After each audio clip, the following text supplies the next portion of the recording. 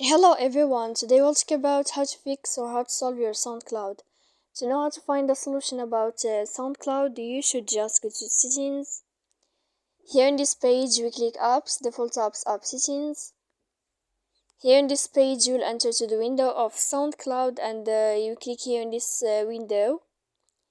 Then this list of app info, we click on first stop and we click OK.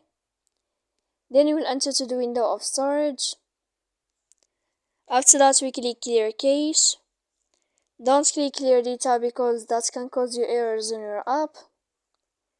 And in the end of all these steps, you can turn on your airplane mode, and you can wait a moment to turn off your airplane mode again.